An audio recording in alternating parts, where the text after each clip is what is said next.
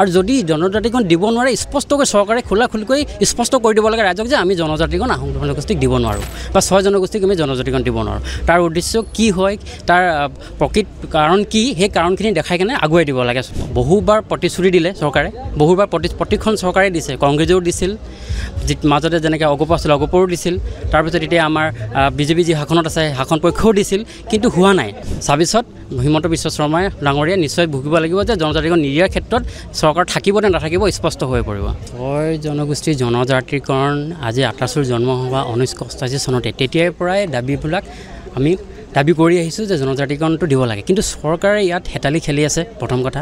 আৰু চৰকাৰে স্পষ্টকৈ কথাবিলাক ক'ব লাগে। আজি ইমান বছৰৰ পৰা কণ্টিনিউ আমি আন্দোলন কৰি আহিছোঁ আৰু তাৰ কোনো প্ৰত্যুত্তৰ নাহে। তাৰ যদি কোনোবা আলোচনাত আহে, আলোচনাৰ যিবিলাক বিষয়বস্তুবোৰ খোলাখুলিকৈ নাহে, তো সেই বস্তুবিলাক খোলাখুলি হ'ব লাগে, ৰাইজৰ হাতত আগলৈ আগুৱাই দিব লাগে যে এইখিনি কথা আলোচনা হৈছে। আৰু যদি জনজাতিকৰণ দিব নোৱাৰে স্পষ্টকৈ চৰকাৰে খোলাখুলিকৈ স্পষ্ট কৰি দিব লাগে ৰাইজক যে আমি জনজাতিকৰণ আহোম জনগোষ্ঠীক দিব নোৱাৰোঁ বা 6 জনগোষ্ঠীক আমি জনজাতিকৰণ দিব নোৱাৰোঁ। তাৰ উদ্দেশ্য কি হয়, তাৰ প্ৰকৃত কাৰণ কি, সেই কাৰণখিনি দেখাই কেনে আগুৱাই দিব লাগে, যাতে ৰাইজে বিবেচিত কৰিব জনজাতিকৰণ দিব নে নিদিয়ে।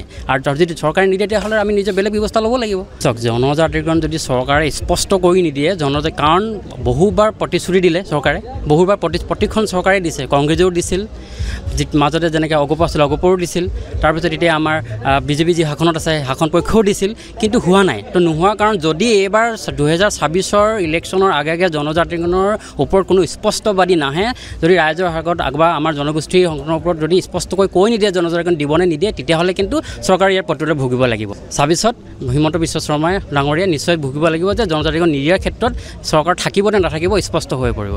এতিয়া সমগ্ৰ ৰাজ্যতে, গোটেই অসমলৈকে ভাৰতবৰ্ষতে এটা সদায় আমি সংবাদ মাধ্যমৰ থ্ৰুদি পাই আছোঁ যে ন্যায়, এই শব্দটো চৰকাৰে গুৰুত্ব দিয়া নাই কিয়?